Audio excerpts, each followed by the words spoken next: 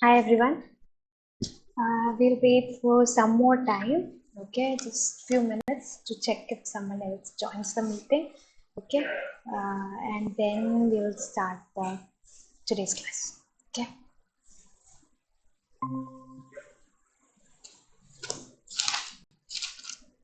So, how was the last class? Were you able to solve the assignments using my class? Did it help you? Okay, that's nice. Yes, you can tell something if you have to.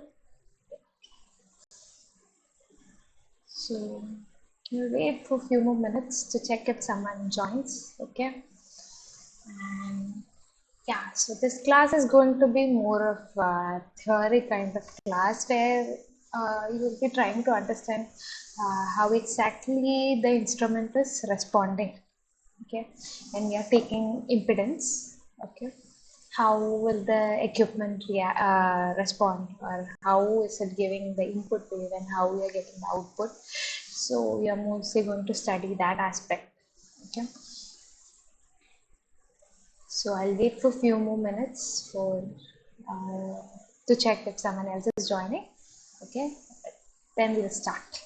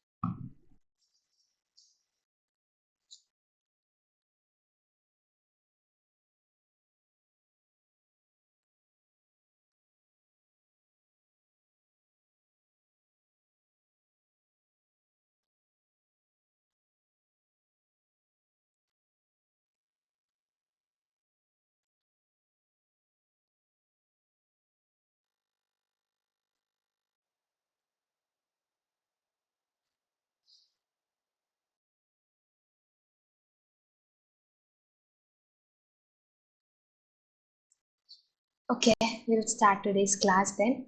Okay.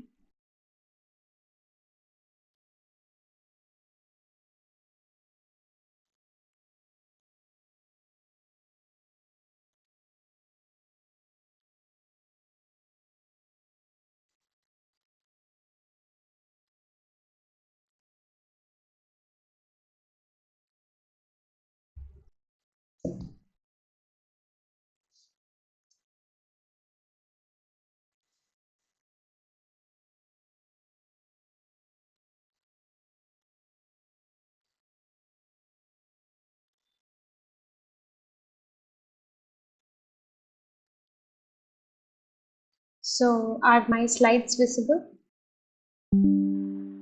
It, okay. So,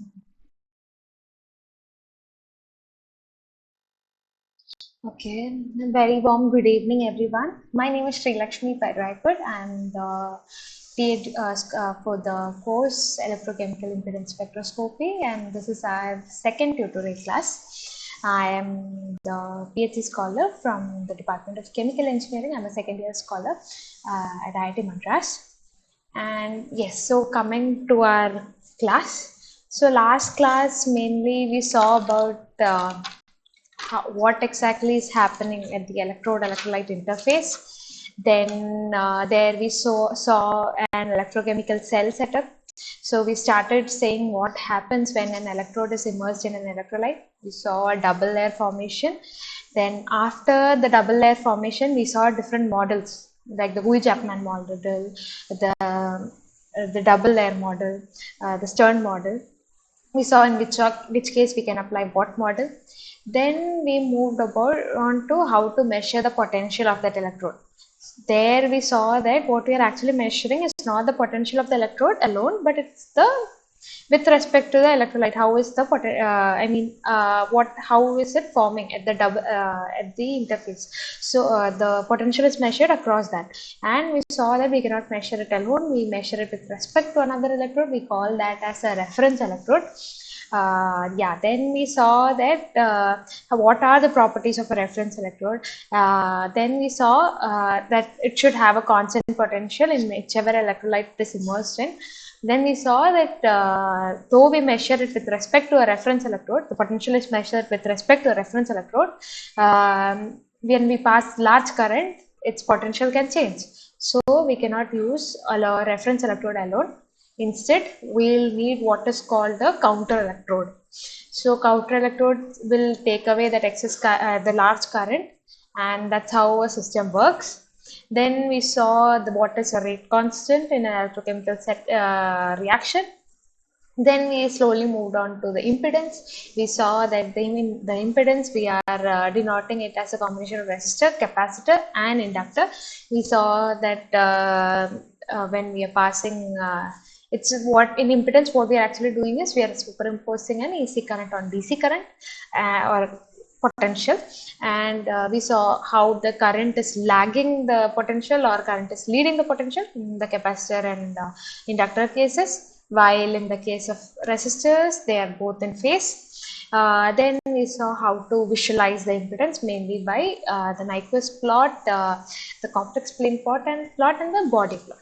So then we saw some other electrochemical techniques like the cyclic voltammetry, the potentiodynamic polarization, the QCM technique. So how should the potential be, or how is the scan rate, or how you get the current, etc. These were the topics you had seen in the first class, and we did 3 questions based on that. And I hope that tutorial was helpful for you in solving the questions for assignment 1.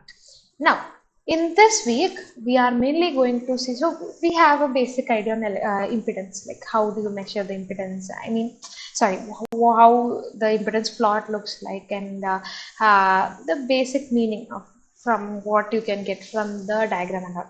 Now we are coming to the instrument part to see how the instrument is actually going to measure the impedance. That part is what we are learning in this portion. So sir would have shown many the plots, and he tried to explain using that in different cases how we are going to how the equipment is behaving, and how we are getting the impedance and all. So yeah, so I just went through the questions from the assignment. It's mostly a theory type. So you have to understand how the equipment is responding to the input wave, etc. The equipment is how it is when you're giving the settings, how the equipment will give the wave input, and how we are getting the output. So that is what we had seen this video. So I'll be just again briefing. I'll start by giving a brief review of what was taught in first class, and then we'll do some small problems. Small problem in the sense small questions based on that. Some might be MCQ type, some might be just one word. So basically, I did not understand like how to give several options, but possible questions might be similar type of that you saw in your assignment, or it might be for your final exam. So based on that, some simple kind of questions as one word or MCQ I have formulated. We'll discuss that and we'll end today's class. Okay, so if anyone has any doubt, you can interrupt me at any time. Because I'm taking the PPT, I might not see if you raise the hand. So it's okay if you are interrupting me at any point and asking me questions. And if I do not know the answer, I'll get back to you with the next class or through the discussion pole, okay, in the site. So we'll start with no further delay. We'll start today's class. Okay. So the first we'll go for a summary of what we learned in the last class. Okay. Okay. So basically in this chapter we'll be seeing the different kinds of analysis. So before that, the experimental details. So we want to run an impedance experiment. So what all I'll do. So I can either use a potentiostat or a galvanostat. So in for getting the impedance data. Okay. So some equipments will be having both this function of it can act as a potentiostat or galvanostatic functions, or it can be in specific. So in either case, you can take the impedance. So what exactly is happening is that it will be a potentiostat. It will be a potentiostat or in a galvanostatic mode, okay, and it will have a frequency response analyzer, okay, or it will be either in a potentiostatic mode or a galvanostatic mode, plus it will be having a frequency response analyzer which will be finally giving us the impedance output. Okay, this is how the equipment will be. Okay, so what exactly we'll be doing? We can give the frequency range in which the experiment has to be run. So we give the range as a high frequency range to a low frequency range. So now how low the frequency is or how high the frequency is, the range depends upon the equipment specification. It can be as high as 32 megahertz, and it can be as low as 10 microhertz or lower. So it depends upon what is our area of study. Based on that we can give. So basically 100 kilohertz can be the high frequency, and people can go as low as 1 millihertz or 0.1 millihertz. So that depends upon your application area. Okay, then yes, so that was the first experimental detail. So as mentioned, we'll give the frequency regime, and equipment will be giving us the impedance data. So this equipment will be nothing but will be potentiostat or a galvanostat or a combination of both, plus it will be doing something called as it will have a frequency response analyzer. So this is what the equipment is. So now what is the analyzers that can be used? So it can be either an oscilloscope or a lock-in amplifier or FFT or that is fast Fourier transform, or it can be a frequency response analyzer. So what will the oscilloscope do? So in an oscilloscope, what will happen? We are actually giving a frequency range. Okay, then based on that a sine wave will be applied. Okay, so we'll give a frequency range and a sine input will be applied, and based on the sine input what will happen is that we will get a, so if I am giving a sine input potential, okay, what will be my output? It will be a current output. Okay, I'll get a current output. Now how will the data or the results be? I can plot this current versus potential, and I'll be obtaining both the magnitude and the phase. So this is what I will be getting. So this both the magnitude and the phase will be obtained separately, and based on that I can calculate the impedance. So basically in this case the impedance calculation is manual. Impedance I can usually represent by Z, and that is usually calculated manually. So but this is not used nowadays. Okay, then what technique is used? Then apart from that we use lock-in amplifier, which use the cross correlation technique. So which was also explained by sir in the class, so which we'll again see in detail. So cross correlation technique is what lock-in amplifier uses. So this is the next technique we saw, and the next one is fast Fourier transform. So fast Fourier transform is nothing but what is, you will get a response with respect to like what you give input as a time domain, we'll be specifying the time. So we'll have a time domain calculation which is getting converted into a frequency domain. That is, with respect to frequency, you'll get the uh, your results. So that is what is happening in fast Fourier transform. And last, you will see the frequency response analyzer. So frequency response analyzer for most of the equipments are the frequency is nothing but it's based on FFT. Okay. Yeah. So that was what we saw in different types of analysis. So oscilloscope, lock-in amplifier, FFT, and the frequency response analyzer. So mainly you need to know what is the technique used in lock-in amplifier, and you should know the names of different analyzers they are using in the system. So now the next topic is, what is the mode in which you are running the experiment? So it can be either pseudo potentiostatic or the pseudo galvanostatic. So what does that mean? Okay. So in one case, what your input is current and you are measuring the potential. Other case, you are giving the potential and you are measuring the current. So that is what is pseudo potentiostatic and the pseudo galvanostatic. Now, why do you use the term pseudo? Can anyone say why you use the term pseudo?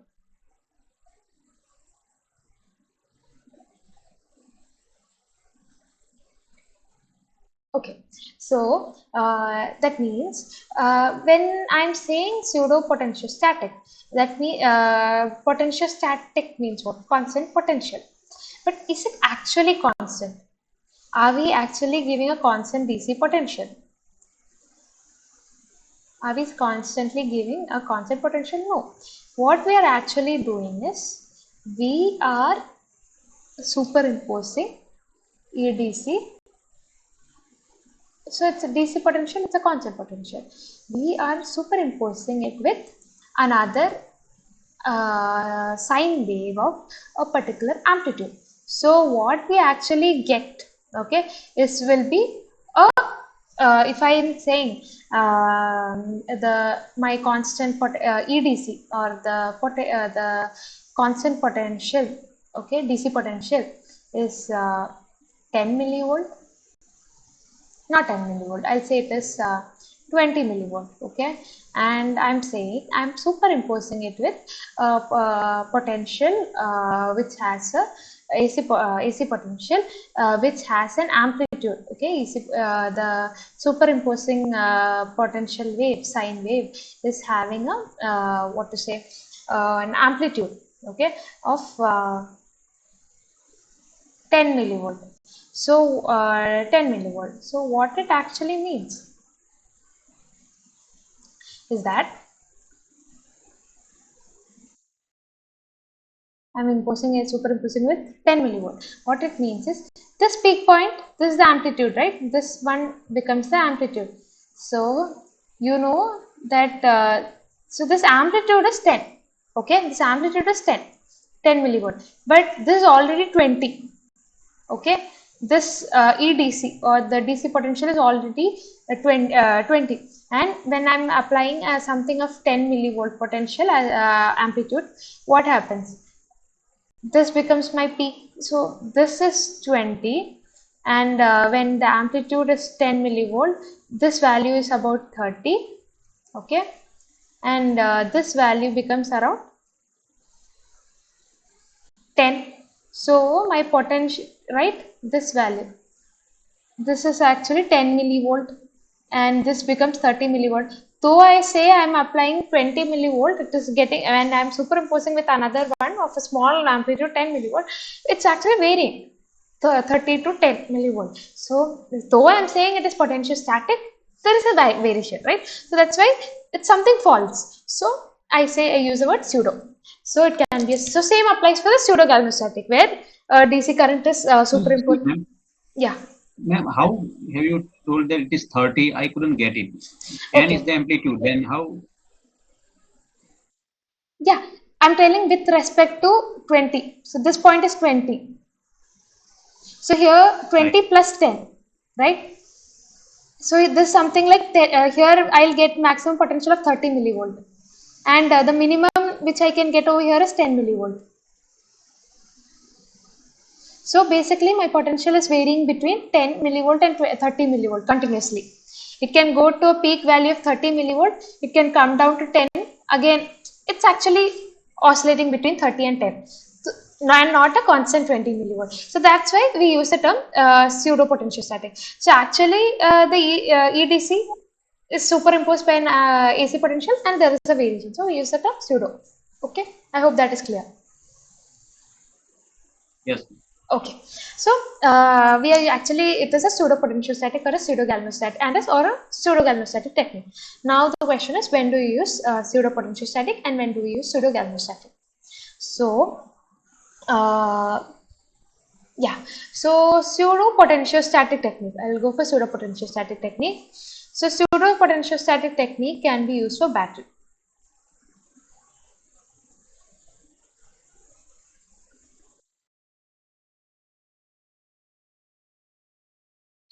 Battery, fuel cells, something like that. Okay, one mistake I have made. This one, constant potential. I'm sorry, I'm really sorry. So, yeah. So, pseudo potentiostatic technique where I'm applying a constant, my input is a potential and I get a current as output. This is used in sensor application. Okay. Usually, it's used in sensor application or biosensors, corrosion studies uses the pseudo-potentiostatic technique. Then where do we use pseudo-galvanostatic? So pseudo-galvanostatic techniques are used in battery,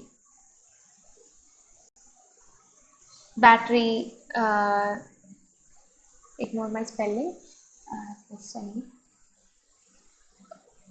Yeah, it's used in battery it is used, or in fuel cells. Okay, so these are the area where we use the pseudo galvanostatic. Now the question is, why do you use pseudo galvanostatic mode in just in battery and fuel cells, while in other cases we can even go for pseudo potentiostatic?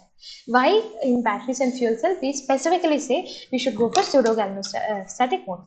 So in these cases, okay, the impedance value is very small.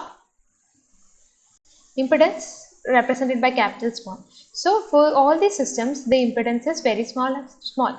So you know, when it's pseudo potentiostatic, we are giving an input potential and we measure the current output, how it varies. So in that case, so say for instance, for batteries and fuel cells, I am going for pseudo potentiostatic mode. What will happen is that you know that I can write the current, okay, potential in the potential is equal to the current into the impedance. In the simplest form I can write like this. So I already told that the impedance is very small for batteries. So I'm applying a if I say that for batteries and fuel cells, I'm going for a pseudo potentiostatic mode. That means I'll be giving an input potential. So what I'll be measuring is current. Okay. So current that I'll be measuring is nothing but the E by Z. Anyone has any doubt in that? Because I'm going to measure the current when I'm applying different potential. So I already told that the impedance for batteries and fuel cells are very small. So what happens? This value will be very huge because your denominator is very small value. That means the entire value is very huge, right? So in that case, what happens? The current is very huge, and that value, this current value is very huge, which might be beyond the value that the equipment can measure. In that case, you are putting unnecessary load on the equipment and you are damaging it. So instead, what we do? So this is not possible. We cannot increase the current and put an unnecessary load and damage the equipment. Instead, what we can do? We can input a current, and impedance is already small. So this value that we get will be very small, and which is in the range of what the equipment can measure.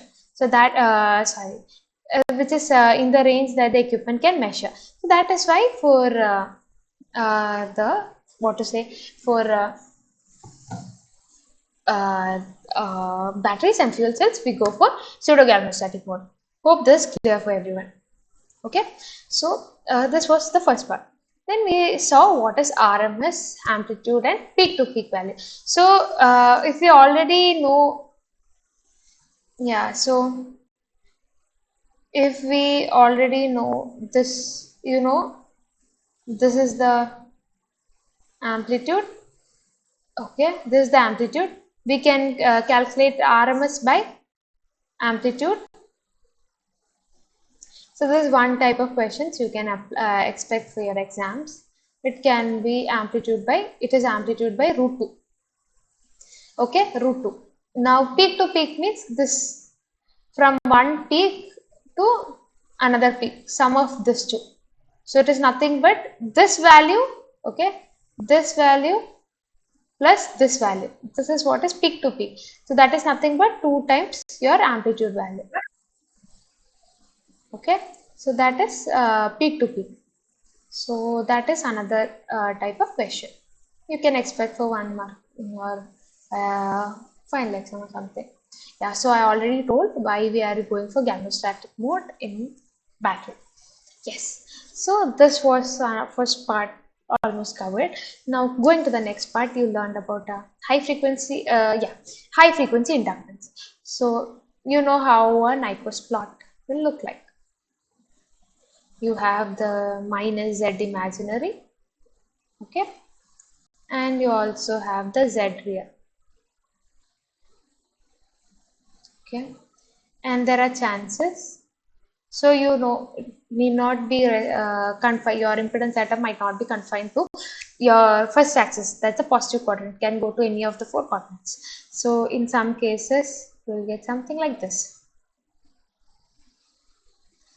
That is, you will get something that is at the high frequency. So this is the high frequency regime. Okay. So what happens when you are mentioning the frequency range in which you want the data, and based on that you get a plot based on Z real and Z imaginary. So it starts with the high frequency regime and then it goes to the low frequency regime. That's how it goes, and you get a plot.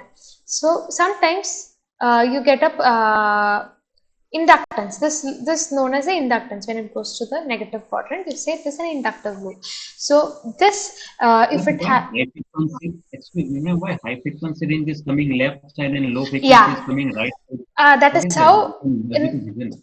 no, it your impedance data, it starts from the high frequency regime and it goes to the low frequency regime. So if you remember in the previous class, yeah, I have shown, I think, like I had told you, you get multiple loops or anything. Your first loop, if you remember, I said for a double layer. Okay, this is how you get for a system. Ignore this. You'll get something like this. So basically, for minus Z imaginary to Z real, this is how a plot comes. I told you, this is because of a capacitive behavior. It's a double layer. Basically, it gives information about the double layer. So this information is actually given in the high frequency regime. You start from a high frequency regime as high as sometimes 100 kilohertz. So that's how it starts. We start from high frequency regime and we go to the low frequency regime. Okay, so that's how how the we are giving the input. Starts from the high frequency regime and goes to the low frequency regime. So if in this high frequency regime you're getting this thing, inductance, which is not actually acceptable, in the sense it is not because of the instrument, because of the system that you're getting such a behavior. So if you have any thing immersed in a liquid, what you're actually expecting is some capacitive behavior or anything else, or combination or anything. So this is not because of the system, but this is because of the cables, which you have used to connect the equipment to the system. But this might not be recognized by the system, and it gives but that system will take into account, it is not able to differentiate if it is because of the system alone or if it is because of the wire, but will give. So it is our responsibility to understand that if we get an inductive behavior in the high frequency regime, it is because of the what to say, it is because of the wire or the cable, or it is because of some instrumental issues we are getting that. So how to resolve that? We can use a shorter wire to reduce the effect of the wire giving its effect. What we can do is we can use a shorter wire.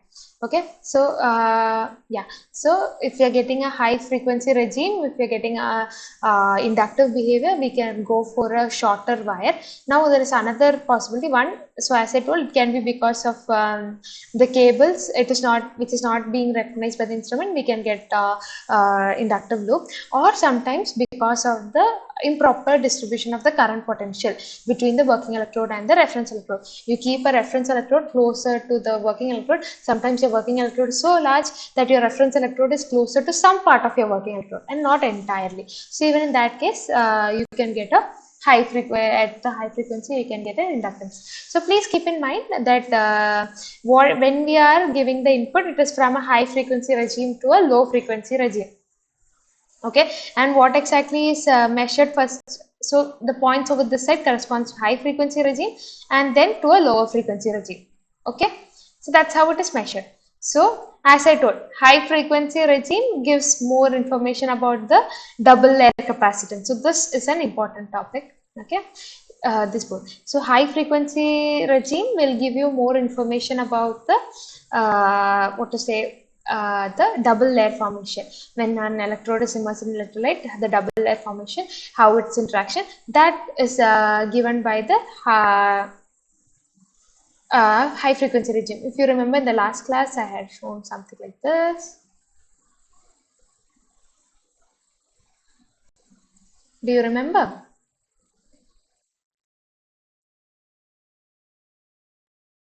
This is the Faradic impedance, or this due to the chemical reaction, electrochemical reaction. So this behavior, okay, this is given the high. Hello, anyone has any doubt? Okay, so the low frequency regime usually gives information about the, or if you have multiple loop, okay, if you have something like this, you can directly say that the first loop, the high frequency regime is giving you information about the double layer capacitance, and your low frequency region is what gives information about the mass transfer and or the kinetics. So it depends upon the system if it is kinetics limited or mass transfer limited, which was also seen in the last class. So this information is given by the low frequency region. Okay, so this is another important thing you have to understand. So how it gives and all, we'll be again seeing the reaction mechanism in the later classes. So yeah, so so this much we saw. Yes, so that's the first thing we saw. I mean, yeah, we have a basic idea now. Now we'll move on to the system response. If it is so how we are giving the input, we see the Fourier transform, how our system is responding, etc. Is it linear response? How it's a linear system or it's a non-linear system? Anyone has any doubt? Siri, Yes, tell me. able? Sorry, you're not audible. Mm. I'm audible to everyone, right? Yes. Yeah. Ah, okay. Audible. Okay. Okay. Uh, Yeah. okay. Yeah. My question, Siri, I have a one question. Okay. So, for lithium-ion battery, we Hmm. are doing the EIS and we are Hmm. getting only one curve, Okay. semicircle. So, Okay. but we are not getting the second diffusion impact, Okay. second semicircle. Okay. So, where we are missing? Either you can change the frequency range and check. Did you go to even more lower frequency? So as I told, it depends upon the frequency range you're analyzing. Sometimes you will Okay. have to increase the range of the frequency in which you are doing the studies. So tentative range, it should be from 10 kilohertz to some millihertz. Like not 10 kilohertz, you can go for some more higher, like 100 kilohertz and all, and start. So Okay. usually in the higher frequency regime, so I told you, so higher frequency regime is giving you information about the double layer behavior. Okay, so if I get Yes. something like that, so this, if you can see here what I'm writing, 100 kilohertz, somewhere here it starts. So your high frequency regime gives information about your double layer. And to understand further how the system is behaving, you can go to a lower region, lower frequency region. So it depends upon how, what you want to learn. So based on that, you can set the frequency range. You have to go to Okay. So lower. basically target is that we have to change the frequency range Yeah, to yeah, get you the can. two semicircle, Two semicircle, that depends upon a system. because we are testing the lithium ion battery. See, each system will behave differently. It is, so I Okay. told you, you cannot compulsorily say that for a system you can get only one single layer or single capacitive behavior. So sometimes you can get multiple loops. I have So also seen 2RC, it. for the 2RC, for 2RC value equivalent circuit for second diffusion also. Okay. So okay. So we So will get the two semicircle. yeah, so you cannot, I don't know, like from my point, like from what I am understanding, we cannot already Mhm. predict like how the system is going to behave. Only if you do Okay. the study, you can say whether you'll get a two capacitive layer or you're going to get a single capacitive layer. Or sometimes you can also Okay. get something like this. Okay.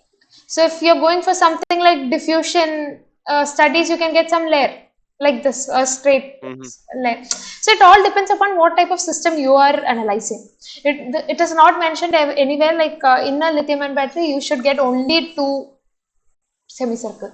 Can be anything else. Okay. So if you want to have a wider range of impedance study data, all you can do is you can increase the, what to say, the width of the frequency regime and check how it is behaving. Sometimes your frequency regime where you're doing the study will be small enough, that's why you might not be able to see all the behavior. Sometimes I hope if you are changing the frequency regime and check, sometimes you may get. Okay. So then how we Siri, how we have to ensure that our curve is now perfect, that it should be okay, then we can proceed.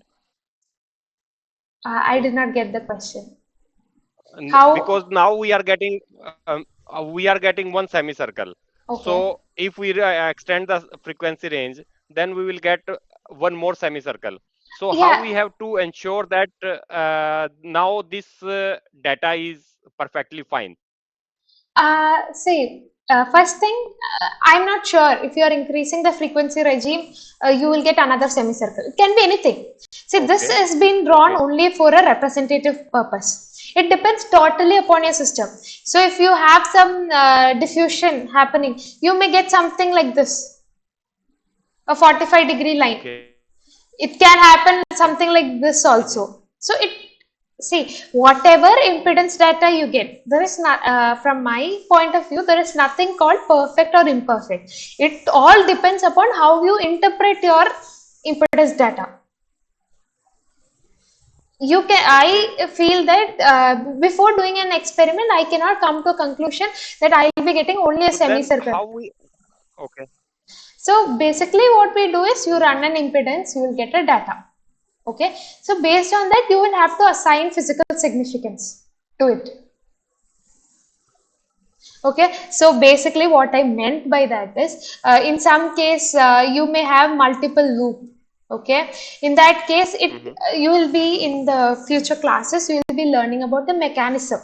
So where you can, and we can in a way say that each of this loop correspond to an intermediate or a reaction step, something like that.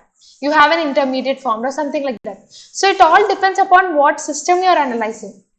So there is nothing like it is a perfect impedance data or an imperfect. data. Basically, what you try to do is we try to reduce the noise, okay, and we should make sure that hello, am I audible? Hello? Yeah, Yes, I'm ma'am. audible. Yeah. So what Yeah, I yeah. yeah, Yes, okay. you're So audible. what I meant is there is nothing like perfect impedance data or imperfect. The challenge lies in interpreting it. So I cannot come. I don't know what you're working on. Even if it is lithium-ion battery, each system will behave differently. I cannot say that your data will give you two semicircle or it is going to give you a diffusion layer, I mean diffusion line or anything. So it totally depends upon the system. So based on you can do some another studies. You already know what you will be expecting or you have some things in literature. Based on that, you can again from you're doing some mechanism analysis and with the help of impedance data, you can come to a conclusion. Yes, I propose that this semicircle is because of this behavior or this inductive behavior is because of some other process that's happening. So the challenge or the idea is to interpret it properly. I cannot tell you like what you can get. Okay, so whatever you get, Yes. it is depending on how you are analyzing. Don't come with don't even when you are doing your studies, don't go with the preconceived notion that you are supposed to get two capacitive loop or an inductive loop. It all depends on your system of study. Okay, Understood. okay, Thanks. Thanks, yeah, Sri. yeah. Thanks. So if you want to, sometimes if you are getting only a single capacitive loop, I may suggest change the frequency range. Change the frequency range means increase it. Don't change because you have to retain what you're getting in this particular frequency range. So if you're doing in this range, just try to increase it to this side and also check if you're getting. Okay, sometimes you will be missing out something in your high frequency region or something in the low frequency region. So you can change that range of frequency, do it again and check. So based on that, when you do a multiple run, you will understand what regime you are expecting the data, and in that regime you can do. Okay. Okay. So Ma'am, if you are changing the voltage again, the number of the semicircles which we get may vary, right? if I Some number of increase those. the potential, you won't see potential is just the input. Okay, so by changing the strength of the potential, what I'm actually doing is that I'm changing the the strength of the current output is changed. That's all. So what actually can be changed to increase to change the, you're not changing the semicircle. What exactly you're doing is you want to get the data over an entire regime. So how can I explain this? Like there is a frequency range in which you can see a system behavior. Okay, so in order what when I'm doing experiment, what I'll do is first I'll set the frequency range in which I want to study the system. Okay, so that I'll set. After that, I'm applying a potential. So what does that potential mean? The potential amplitude is what I'm fixing. So based on that, what is happening, that is my input. For example, if I'm giving a potential, what I'm doing is I'm forcing a sinusoidal input. Okay, now based on that, I'll get a current. Okay, that the system is doing, and finally what you're getting as an output is an impedance data. So why we are changing the input and checking is, sir had already mentioned, the potential value has can influence the data in terms of rejecting the noise. Okay, we'll see that in the coming slide. So from my understanding, to get a wider range of understanding of your impedance data, what you have to do is you have to change the frequency range and check how is the system behaving. If you can see, sometimes what happens is, if I can tell you, in some region, so I started the high frequency regime and low frequency regime. I'm just continuing to do the experiment. After some time, I'm getting something like this. I'm getting point something like this. So if you see, this area is very noisy. So I told you this is the high frequency regime, and this is the low frequency regime. I'm changing the frequency and checking. I'm going to the low frequency regime and checking how my system is behaving. So basically, if you see in this case, I'm going to even more lower frequency. So I'm something getting distorted kind. I mean, I cannot make any interpretation from this region. So in that case, I'll fix. to this regime. I mean, from this point, this high frequency regime to this regime as my area of study. Okay, that is something I can do. Okay, again, so sometimes do not get, I hope you understand that point. Any more clarification needed? Someone asked me that question. So I wanted to add few. Yeah, understood. Yeah. So Understood. one more. Okay. So one more thing I have to add on to is this is all noise. Sometimes this noise is not just because you're going to a low frequency regime. Sometimes it can be because your potential is very small. That is where the potential's role come into potential or current input amplitude's value come into picture. If your input amplitude is very small, so basically when you're applying something, I told you in last slide also, your inductance in the high frequency regime is because of the cable. Okay, so because of the external noise. Similarly, external noise can come to play and it can distort your values. So how to overcome that? That also you have to see. Sometimes the noise can be because of this external noises. So I mean these points are randomly placed because of the noise. One way to overcome is to increase the potential. So to reduce the noise, I can increase the potential. It has nothing to do with the shape of your impedance curve. I hope that point is clear. Okay. So yeah, so I stopped over here saying that in the high frequency regime, you will be learning about the capacitance behavior, and in the low frequency regime, you will be learning about the mass transfer and the kinetics. Okay. Yeah, so then we moved on to single sign, multi-sign. So your input can be a single sign or a multi-sign. So single sign is nothing but you have your input is a single sign. Multi-sign is nothing but it's a combination of signs. So what exactly you will do is you are inputting something, you will measure from high frequency regime to low frequency regime. So you will be setting the frequency regime. Then I'll tell I need the data from some high frequency, might be I'll say 100 kilohertz.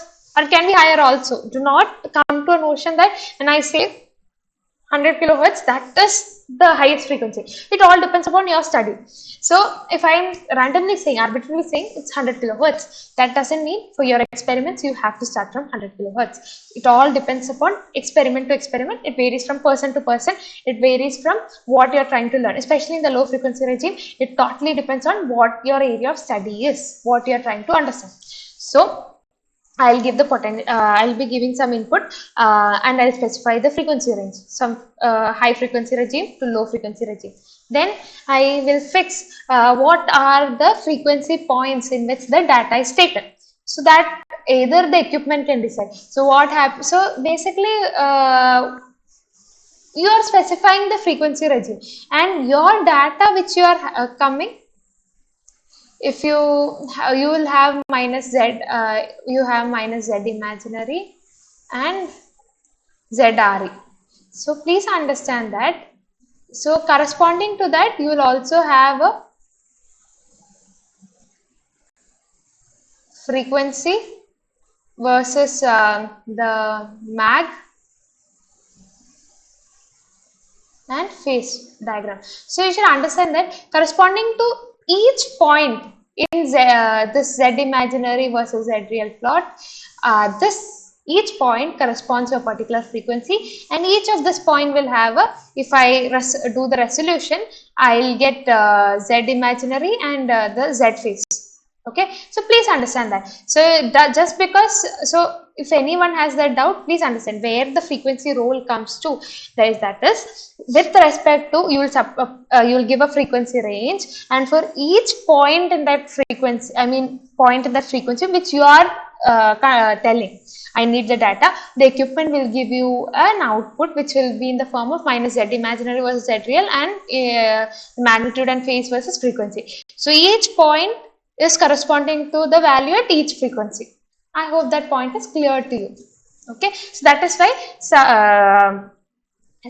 so each point in this is at different frequency which you are telling the equipment to make the measurement. So it is important that you tell at which all frequency you want the value. So if you don't specify, what happens is the equipment will give you reading for any frequency of its own choice. So what happens in that case? Sometimes what happens will be that the data will be very close, like this. 1, 2, 3, 4 points are very close. After that, the point will be somewhere here. Again, the data is somewhere here. So we don't know what is happening here or there. So what we do is we actually specify like this is how the frequency should be spaced. So basically when we do, we can give a spacing of the frequency. It can be logarithmic spacing or the linear spacing. If you remember, it can be something like points per decade. Per decade in the sense from between 10 and 100, I need these many spaces, points. Between 10 and 100, I need these many points. Between 100 and 1000, I need these many points. That is what is points per decade. If I specify 7 as points per decade, that means between 10 and 100, it will take 7 points. So it will be nothing but, so it will take evenly spaced. Again, between 100 and 1000, you will get another 7 points. So what it is doing is it will evenly space out the frequency points, and corresponding to each of that frequency, you will be getting a Z imaginary and Z real point, and you will get a better data. Apart from that, if you don't specify, equipment will choose anything of its own choice, and it will be difficult for us. Sometimes the data will be clocked together at one end and another end, but we don't know what exactly is happening in this area. So that is difficult.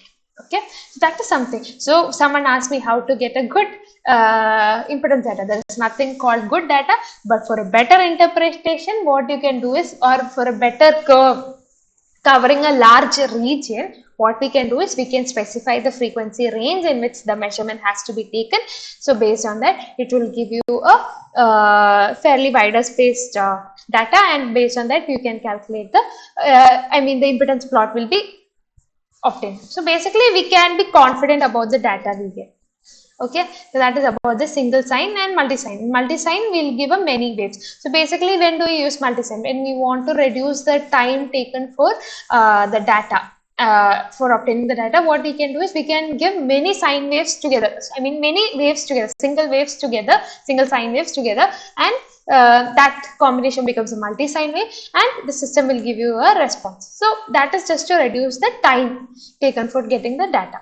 Now Faraday cage was another term that Sir had mentioned. So basically, in order to reduce the noise, what we can do, so noise is basically in the term of it is basically an external noise. What exactly is external noise? That is also some kind of waves, right? Apart from you are giving an input wave to the system, sinusoidal wave to the system as an input. So apart from that, from the system, cables or from any equipments around and all, you can get some waves. Okay, that can also be emitting some waves. So that can hinder your input wave and distort it, and you get some disturbances. So how to reduce that disturbance, or how can you prevent those noises from? So noise is nothing but some other wire or anything else around it can give some kind of noise in terms of some waves which is distorting your input. So what can you do is we can actually measure your system is kept inside another cage kind system, so that it will actually reject the noises or other hindrances, and you can be a little more confident that what the system is taking in is just the input that you are providing to the system, and there is no noise affecting the input. So that is why we use the Faraday cage. Okay, so I hope this much is clear to you. Yeah, so the next thing. When the points are increasing, suppose in the first graph you have shown Z real to Z imaginary. Yeah. As the points are going upside, accordingly, what will be the impact on the second graph where you have shown the second graph? How it would implicate? With I will increase or decrease? What will happen? I did not get you. I did not get you. In the first graph, you have shown few points. Z on Z real and Z imaginary graph, you have shown few points. Yeah. Now, as the points are increasing, going up, and yeah. accordingly, what will be the impact in the second graph? Means Okay. will increase, decrease, Okay. or Okay. magnitude will decrease. I cannot say that directly by looking onto that. If I had some values, I would say, like, you know how delta Z is nothing but is a square of z imaginary and z square. So this yeah, when your points are increasing, you can say that the magnitude will be increasing, right? So I cannot directly say. I have to calculate. Why?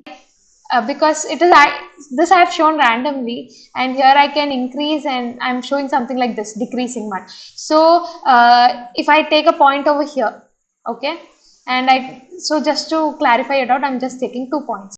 So if I take over here, I know the z real value is increasing. Similarly, this point will have this point is having a larger z imaginary and z real value than this. So obviously this point, okay, if I show this 1 and 2, I can obviously say that 1 will be somewhere over here and 2 will be over here, because the magnitude is increasing, right?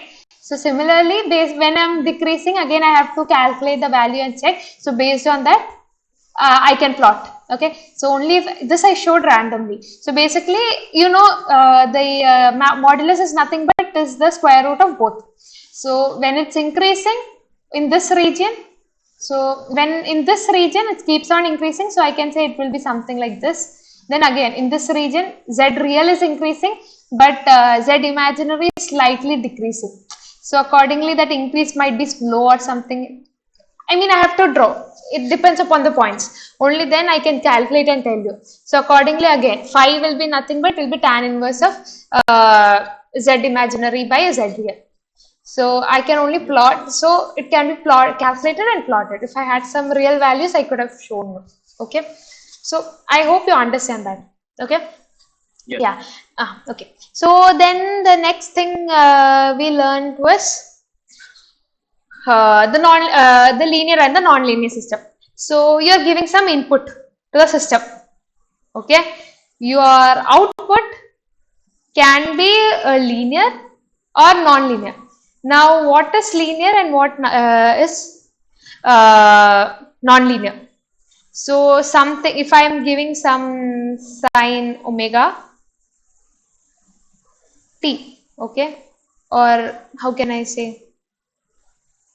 Okay, so if I represent the sine omega t, some sine omega t in terms of y, I can have an output in the form of a constant plus bx. B is another constant, and I have another sine output.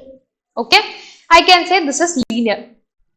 Basically, when I give an input, I should have only a linear response, means I should have another any output, wave output plus some constant, I can say. But this might not be the case always. For example, if it is something like this, y equal to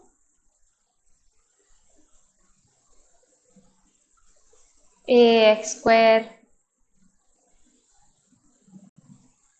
plus bx plus c. Okay, something like this. I can say the system is non-linear. So, okay, now why do I say it is non-linear? That is something. So, if I say, for example, what can I tell? This is single, if I say the sine, if I say my input is something in the form of y equal to sine omega t, as I mentioned over here, and I get something same form a plus bx, I'll say it where x is also some thing in the form of sine omega t, it's a linear. But what happens if it is something of this form, ax square plus bx plus c? So in Sir's PPT, he had given the example of your output. Okay, you are giving some an input and you get the output in the form of 5x square. Why I am taking the same example is it might take some time to solve this. So Sir had and we are running short of time. I want to discuss few problems also. So I'll just directly give the last step. I hope everyone has seen Sir's video. So what Sir has done is my input is sine omega t. Okay, and this is my output. This is what I get as output. So it will also have some amplitude. Okay, It already has some it has an amplitude and it has a wave. Okay, so EAC naught sin omega t. So if that is my input, and for x I'll supply, what to say? Okay, for okay, my input is EAC naught sin omega t. Okay, and my output response is something of the form y equal to 5x square plus 3x plus 2. What will I do? What I can do is I'll give this EAC naught sin omega t. Okay, I'll substitute this EAC naught sin omega t for this x. Okay, and when I solve this finally, if you remember, you can simply substitute a simple max which you have learned. For if I can explain, I can say sin omega, you will get 5 into sin omega t square plus 3 into sin omega t plus 2. Now the sin omega t square you can write in the form of cos 2x equal to 1 minus 2 sin square x. That formula if you substitute, again you simplify. Those steps are given in SIR's PPT. Final step, you will get 2 plus 2.5 EAC naught square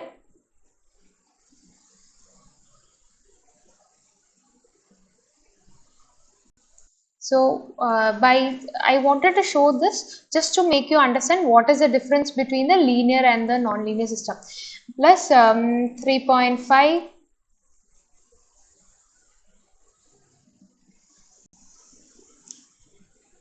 EAC naught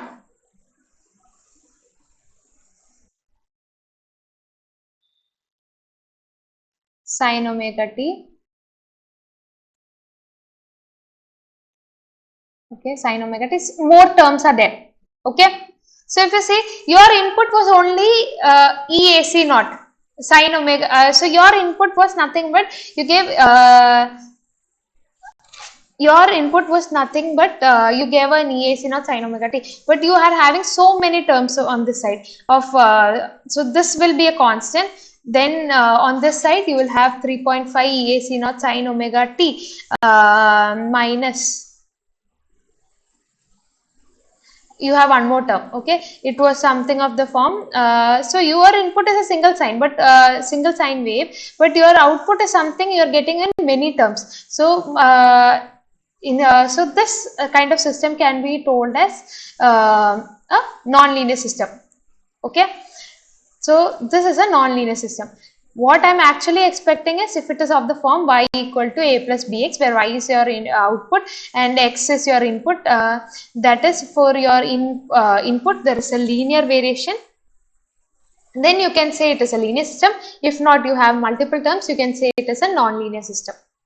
Okay, then you came to an important topic, this is very important, which is how is the current, how can you your system of study is linear or non-linear. That is another important thing you have to understand. So for that, what we did was we learned about current potential relationship. So we saw how the current and potential are related and how we can linearize the system, and how, in which case we'll linearize it, etc.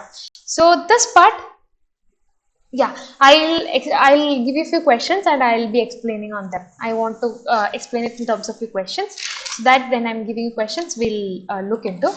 Then yes, so the input perturbation or the input potential amplitude which you're giving is equally important. Someone had asked me how the potential can affect the impedance. Will it change the curve and all? So that is where the input potential value is very important. Okay, your perturbation EAC naught is very important. So that we'll look into. These two portions are very important to understand your impedance. Then we learn to Fourier series. So yeah, so we have your equipment will be applying an input wave, right? It is some in the form of EAC naught sin omega t or something like that. So where your wave is something but a function of time. right? But the output that you're getting is something in terms of frequency. So there is a change. You are changing something in a time domain. Something is a function of time domain. You're getting it converted into something in a frequency domain, or as a function, your frequency, your magnitude, and for the phase that you finally get is a function of frequency, right? But your input is something in terms of time, isn't it? Your input is sine omega t, something sine omega t, but what you are finally getting as output is something which is a function of frequency, and it's a function of frequency. Your phase and magnitude which you are getting is a function of frequency, So the equipment is doing something which is changing it from a time domain to a frequency domain. So that is nothing but frequency, the Fourier transform. So which is using the technique called Fourier series. Okay, so there some of the terms which are very important is sampling frequency, frequency range, and frequency resolution. How do you get that? So this I'll explain over here. So I told you your input is nothing but you're giving an input. You will mention the amplitude of the input wave, right? You're telling the equipment that I want to measure the impedance. For that, I'm mentioning that this is the amplitude. Okay, so and this is the way which I'm giving the input, but finally when you get the output, as I told, it is something as a function of, you get the magnitude and phase which is a function of the frequency. So from something you are giving, you give a sine wave, okay, your potential you are applying which is a function of time, but your output is something in this form. So that method by which that conversion is happening, that is frequency domain based calculation, which is Fourier transform that the equipment is using. Now some terms that are important in this calculation is sampling frequency, frequency range, and the frequency resolution. So what is sampling frequency? So at what interval you're sampling the frequency? If I just distort it the way I'm saying, instead of sampling frequency, I can say the sampling frequency is nothing but the frequency, the range at which I am sampling the frequency. Now, what is it depending upon? We already know that frequency is nothing but 1 by time period, right? So, if I am taking, okay, I'm already, I told you, I'm giving an input. I can already tell the equipment like what interval you need to take the data. So, if I am decreasing this time duration, there are many cases. I can take data at this interval, something like this. Or I can also take something like this. At this interval, I can take data. See the difference?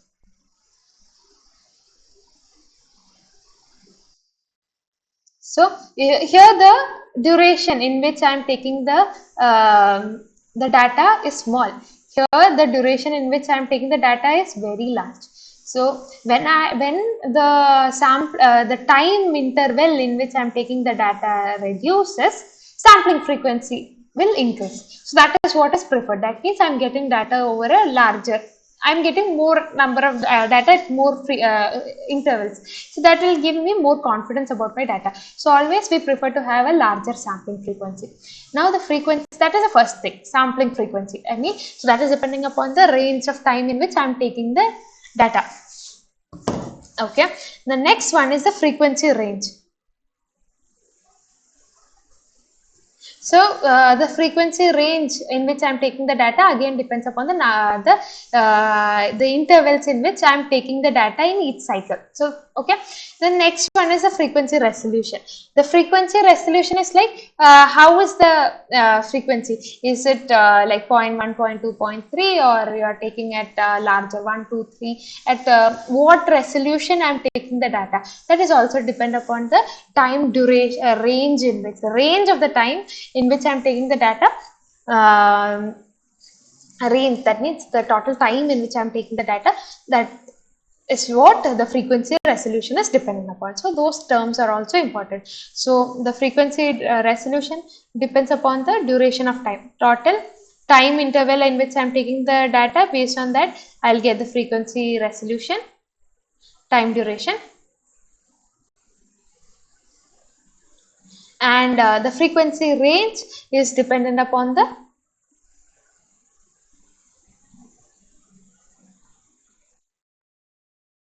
number of points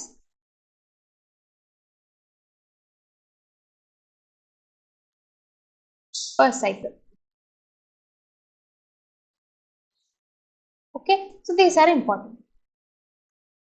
Okay.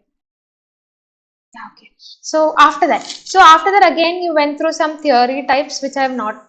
Yeah, I'll just tell to you in few minutes. Then we'll start doing the questionnaire. So yeah, after this, yeah, we checked on the lock-in amplifier. So lock-in Ma'am, amplifier.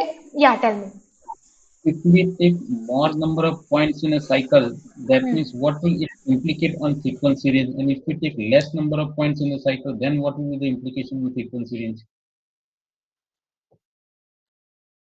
Yeah, so frequency range and sampling frequency are actually the same. That's why I said. So sampling frequency means, so what is sampling frequency? Sampling frequency is like, yeah, before that, so sampling frequency, if I can tell, you know what is frequency is nothing but the inverse of the time. So sampling frequency is nothing but, if I say it is Fs, it is nothing but, it is the inverse of the time interval in which the data is taken. Is that clear? Time interval. Yes. Okay. Time interval. Time interval, not time interval. So what interval? It is talking about the interval in which you are taking the data. So as I showed in this figure, I can take an interval like this. I can take small intervals like this. So I am measuring the frequency in this region, or I can take it in a larger region. Okay. So basically, large sampling frequency means I am reducing the time interval in which the data is taken, and otherwise we are so if I am reducing the sampling frequency means I am increasing the time interval in which I am taking the data. So basically, by doing that, I am getting the data at more number of frequency. So basically, I can reduce the signal to noise ratio, which I'll begin. We'll see it in the questionnaire part. Okay. So I'm just giving you a brief. So in this part, what I mean by reviewing is, I want to make you understand what the different terms are. So based on that, we'll discuss what is it's important. I have made a question in the questionnaire part. I'll discuss on that. Okay. So there I'll clarify this doubt. Okay. Yeah. So yeah, so then next I came to the lock-in amplifier. So lock-in amplifier uses the technique called the cross correlation. That is what is important. So cross correlation technique is used in lock-in amplifier. That is another method like frequency fast Fourier transform. So that can also be used. But what is the problem with lock-in amplifier? Lock-in amplifier has a problem that it takes longer time for data acquisition. Could you just wait?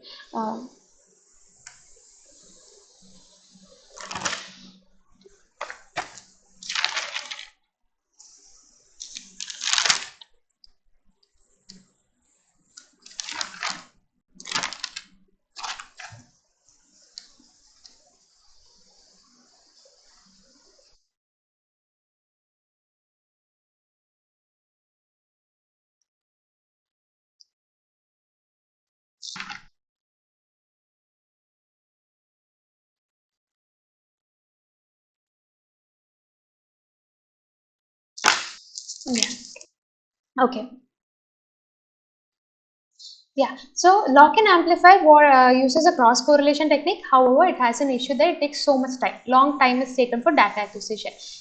So that is its one problem. It takes so much time for you to get the data. So what happens when it takes long time? What is the problem? Why can't we wait so long? The issue is if we are waiting so long, in a way it is good, in a way it is bad. Why it is? First, I'll tell you the bad part. When you're giving a long time, what happens is sometimes the system can change very fast. Okay, so if you're not, you're giving a frequency range and you're measuring, if you're not measuring it fast enough, in that small time itself, the system can undergo several changes. So because of that, your data which you acquired might not be correct. So that is the issue with going for a long time.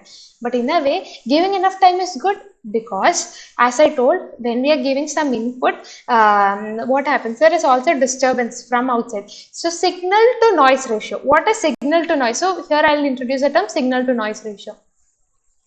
So signal to noise ratio means your signal which you are giving as the input by the noise.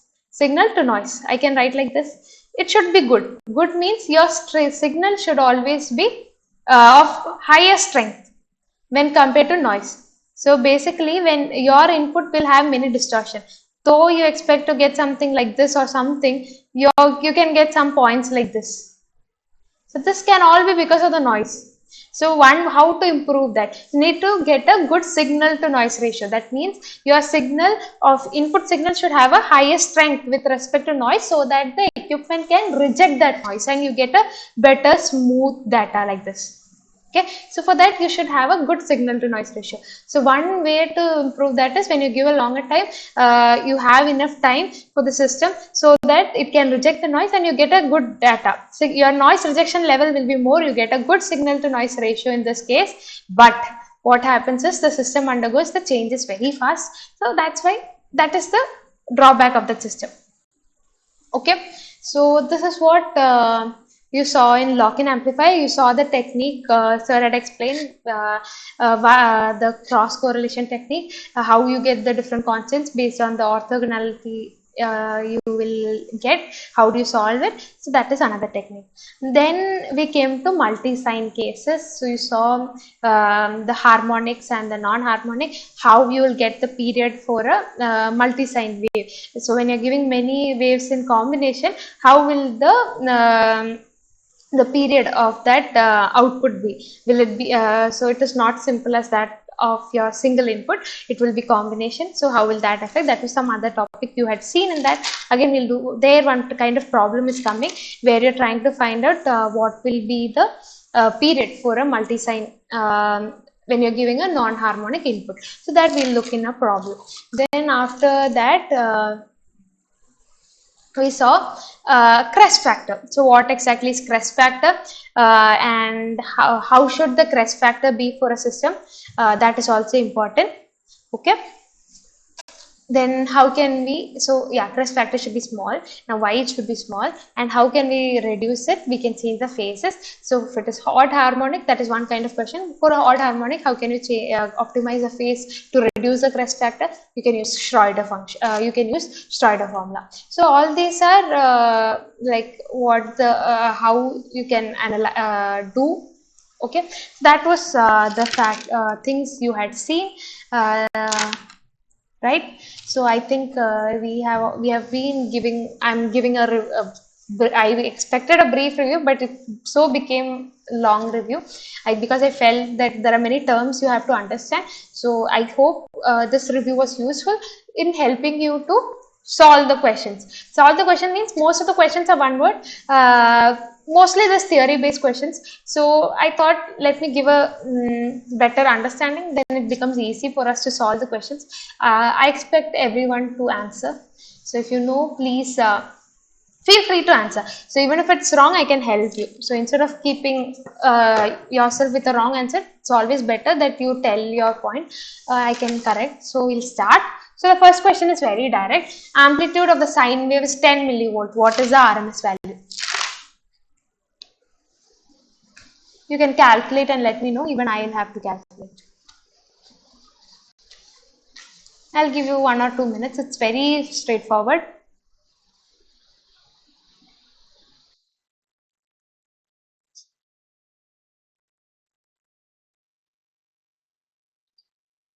.94 millivolt.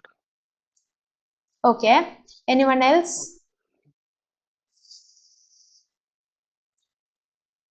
Okay, so it is basically nothing but you will divide 10 millivolt.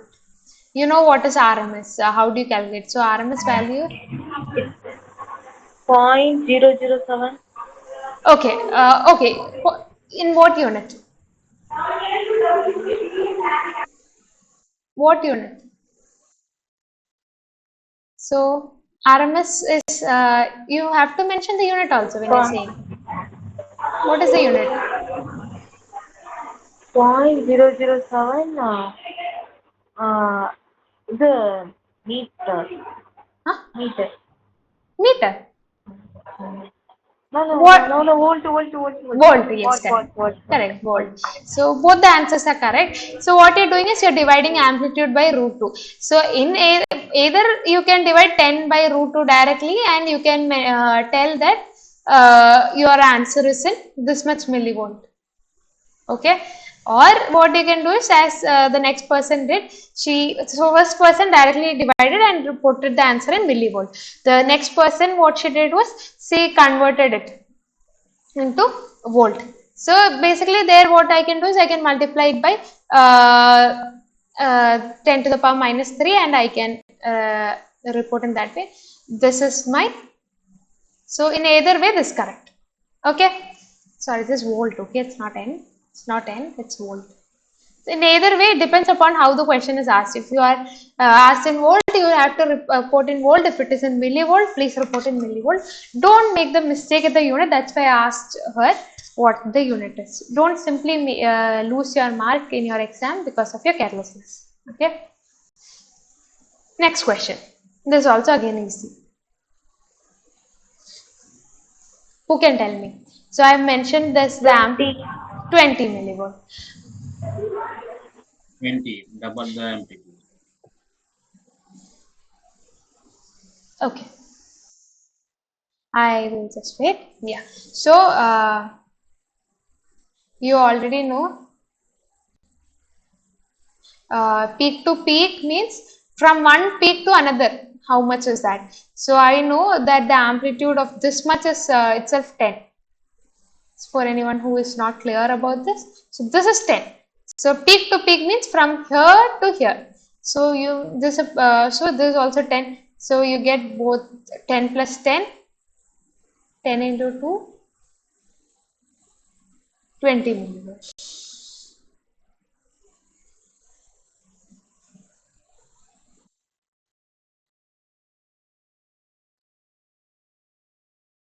I hope this is also clear.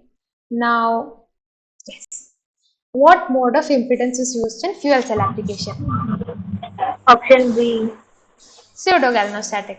So, as I mentioned, they are having very low impedance. So if what happens is, if I'm measuring it in pseudo potentiostatic mode, that is, I'm giving a potential as the input. What happens is, potential by impedance, because impedance of a fuel cell or battery is very less, that impedance potential by impedance will be a very huge value, which is corresponding to the current. So because it is very large, what happens is, it might not be easy for the equipment to measure it, and you are unnecessarily forcing the equipment to go to a very rough condition, or you're damaging it. So better go for pseudo galvanostatic, where because the impedance is small, impedance cross current value will be very small, which is in the measurable region. Hence the answer is pseudo galvanostatic. Great. Now, which technique is used in lock-in amplifier? Cross correlation. Yes, cross correlation. So this is very important. You have to understand which technique is used in lock-in amplifier, which is nothing but it's cross correlation technique, which you will be writing. You will be using the orthogonality function, and you will be in that way you will be finding out the coefficients, and yeah. So that is the technique used in lock-in amplifier. Which mode of impedance is used in biosensor application? Option Pseudopotentiostatic mode is used for biosensor corrosion studies or dissolution and all. You can go for pseudopotentiostatic mode. Okay. How to overcome the inductance at Option B. yeah, use the okay. Now, okay, I have written this question.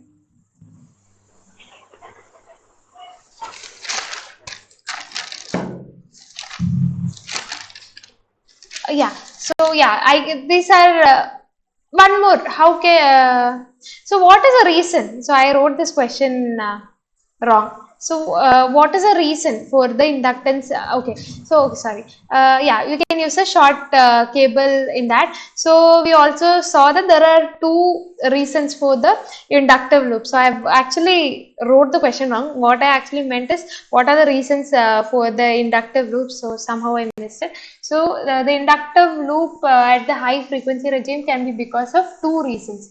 So the first one was because of the external noise from the wire or the instrument artifact where it will also be interfering in the input signal, which your equipment might not be able to understand, and however the equipment will not equipment might not be able to understand that, and that will that will be not be understood by the equipment, and you will get an inductance. Or it can be because of the non-uniform distribution of the current or the potential on the working electrode. When you're keeping working electrode and the reference electrode close to each other, if your working electrode area is very large, it is possible that the reference electrode is concentrated towards one side of the working electrode and there is no uniform distribution of current and potential. So that can also result in what is called an inductive loop at the high frequency regime. Okay, yeah, so that question is also covered. Yeah, next question. Kinetics and mass transfer is shown in. High and mid frequency. Okay, anyone else has any answer? Low, Option. Mid and low frequency. medium low. B. Okay, anyone else? Okay, so okay, someone said high Yeah, and option B. yeah, okay, someone first Option told. B. Okay, someone first told it is high in mid frequency. I'll again clarify what I told earlier. Like you get a plot, you are actually plotting from high frequency. You start measuring from. You go from a high frequency regime to low frequency regime. Okay. So you get some multiple curves, any curve. And first thing is I'm showing this arbitrary. This it might not be how your system performs. So yeah, you will get something like this or something like this or anything. Okay. So your first in the high frequency regime, whatever you get is because of the double layer behavior. Okay, the double layer capacitance behavior is usually shown in the high frequency regime. Then so basically that is corresponding to when your electrode is immersed in an electrolyte or something, there forms a double layer between them, between which the transfer of ions are happening, or the double layer is forming. So that is given by the high frequency regime. Whatever the electrochemical reaction is studied in the rest of the region, which is mid. So I can say this is a mid region and this goes to the low region. So this mid to low frequency regime will give me information about the kinetics or mass transfer. So if it is kinetics dominated or mass transfer dominated, anything that depends upon the system which you are studying. So those studies are given in the mid and the low frequency regime. So again, this is a repetition of what I told now. So information on the double layer capacitance is given by anyone? C. High frequency. Correct. High frequency region. Correct. So be careful on this thing. You should understand that. Which technique is used when multi-sign input is provided? FFT. FFT. Okay. Now the question is FFT is preferred. Now I already told oscilloscope is difficult because we know we give a current in your input. You give the frequency range. You will find out the current versus potential. From that, so that is the data you get. Then everything else after that is manual. Okay, you have to calculate the impedance. So that is the difficulty. Lock-in amplifier has the difficulty that takes so much time to process and takes the system can change with that time. So for multi-sign, you usually go for FFT. Now, why is multi-sign technique preferred over the single sign? To save time. Yeah, so when you want to reduce the time of taking the data, you can go for a multi-sign to reduce the time. So to reduce the time,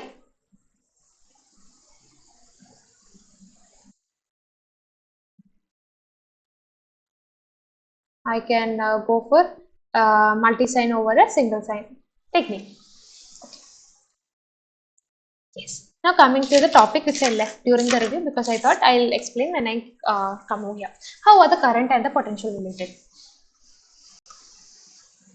You can tell me. Linear.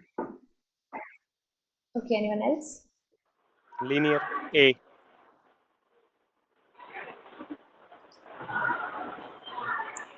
Okay, everyone thinks it's linear.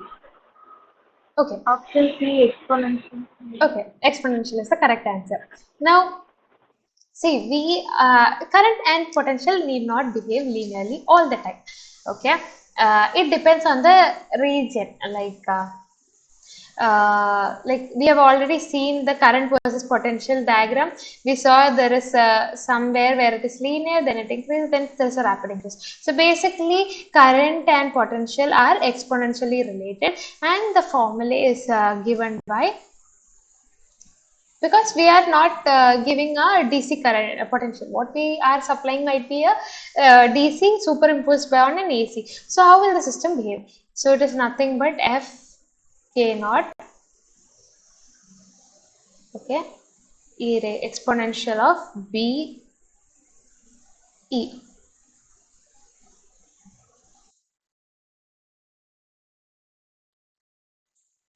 Okay, so this is how the current and the potential are related. Okay, so you can see that the current and potential are related exponentially, and yeah, so this is the thing. Now the linearized expression for current and potential. This is very important.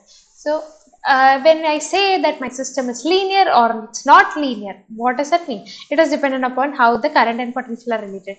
Okay. Now, how can we linearize it? Okay, that is important. Anyone can go for it? Anyone can tell the formula?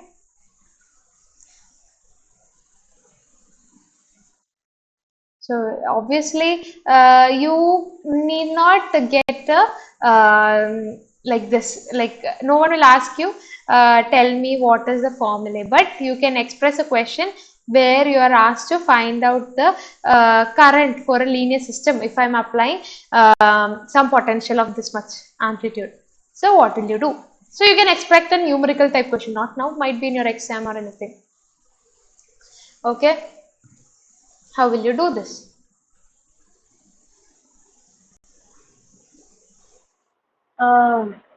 It is S K naught e to the power B E D C dot Yeah. and multiply it with 1 plus B E A C naught sine omega t. Yeah, so basically this I just gave this question to understand, make you understand that you may expect a question, not now or might not be there in your assignment, but in your final exam or something. So how do you linearize it? What does linearization mean? So linearization means you are applying a, okay, I am writing B into E. I am applying a input potential. Okay, what is this input potential? It is not, EDC is it plus EDC plus? plus EAC naught sine omega t. Yeah, so basically when I am applying an input, it is not alone EDC. Okay, what happens is I am superimposing this EDC with a small sine wave of some frequency. Sorry, it will be something of this form and it has some magnitude. Okay, so this sine wave is EAC, right? I am superimposing a DC potential with an AC potential which has a what amplitude EAC naught, right? This is what I am doing in measuring the impedance. EAC naught, let me write this, EAC naught sin omega t. I hope everyone knows this formula. Sin omega t. So what I am giving is nothing but EDC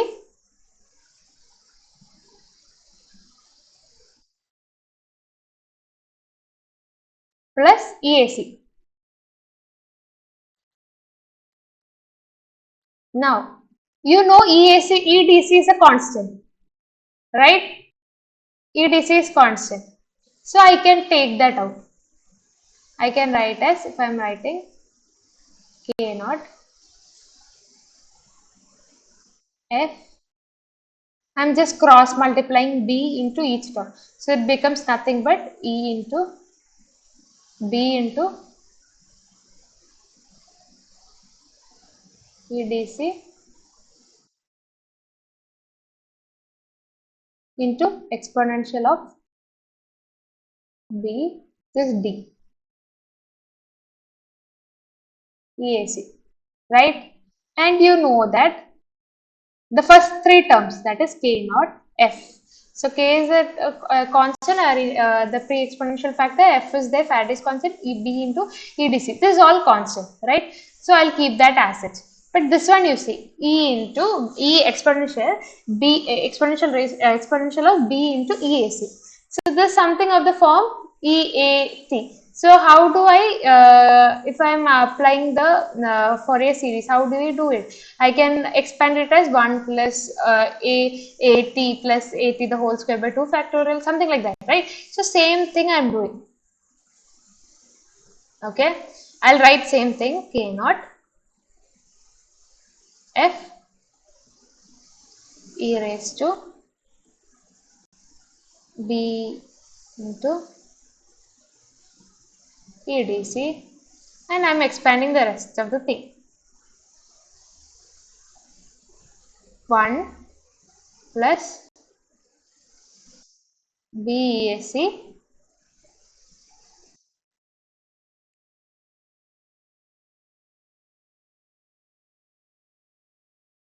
okay, sorry. So yeah, this EAC is what?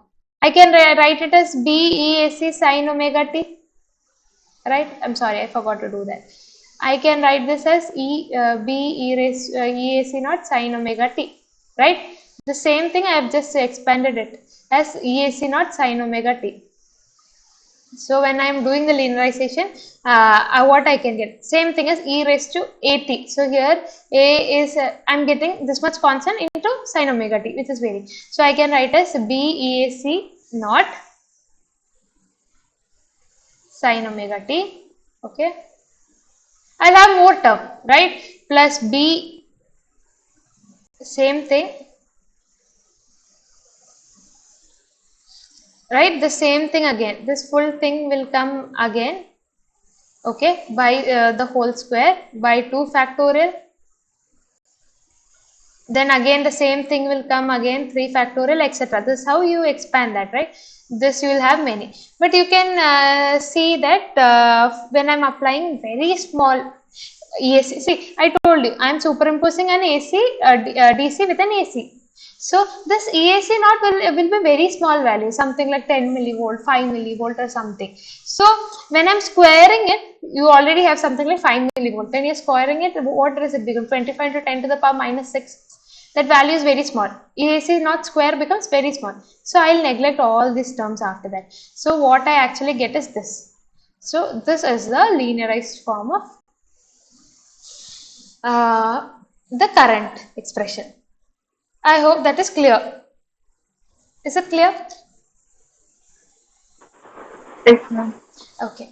So this expression is important. From the point you can get some numerical question. They give you the amplitude, they give you the pre-exponential factor, they give the B value, everything. They'll ask you the constant value, everything they ask you to do. In that case, you will have to do. So that's why just understand this equation, how it comes. Now, So I said it is exponentially related, right? I equal to kf e raised to b. So that means it's not a linear system, right? Linear means I should be something proportional to e, right? Exponential or anything that is non-linear form, right? But I did this, I expanded this and I got something of this form, which is linear. So I'm converting something which is in an exponential or a non-linear form into a linear form.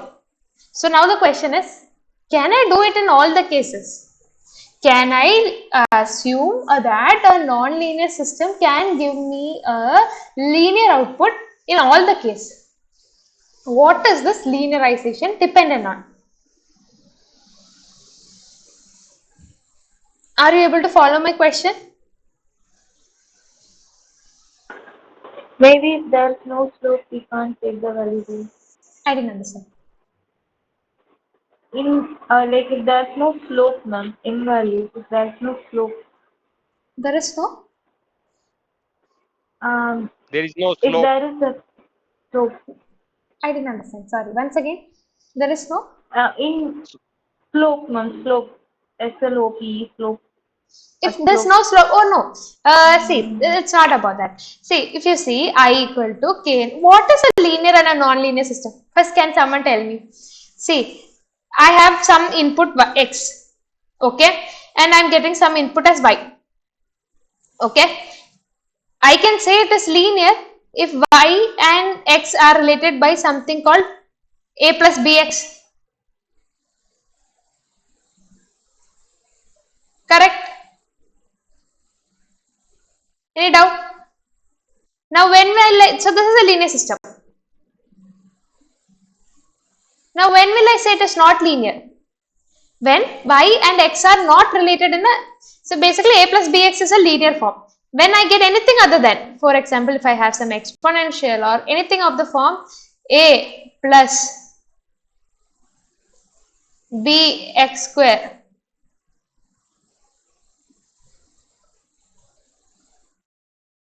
plus bx or anything. So actually I am expecting something like a plus bx. So if you see here, apart from a plus bx, I am getting some additional terms, okay, of input. So where the input is squared in the, so that is how the output is getting related. Can be square, can be thrice, quadratic or anything. So anything which is not a plus bx form, I say it is non-linear, right? So here you see, what is my input in this case? I am giving an input E, which is of the form EDC plus EAC. What is EAC? EAC not sine omega t, right? What is my output? I equal to, I have some constant. Okay, if I am expanding it, what will I get? K naught F e raised to V EDC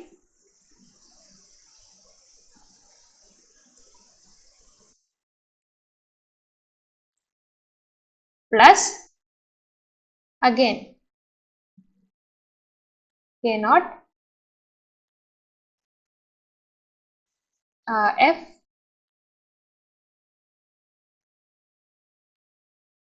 exponential of BEDC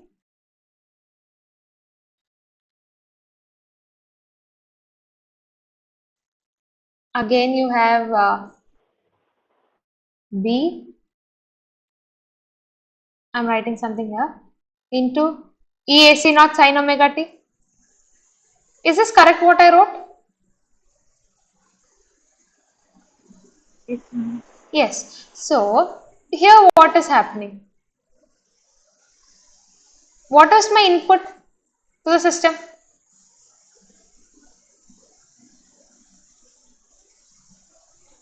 What did I give as input? EAC, E. What is that? Potential. What is that? EAC not sine omega t. Right? That is my input. My output is current. And how is the current? Current is nothing but K naught F exponential raised to BEDC. All the terms are constant. I can say this A. Again I have K naught f e raised to b edc into b. Again, this another set of constant. I can say this b. EAC not sin omega t, which is nothing but my input. So I have represented here as x. So can't you see that here my output y, that is here current, has been expressed of the form a plus bx. Okay. Yes, ma'am.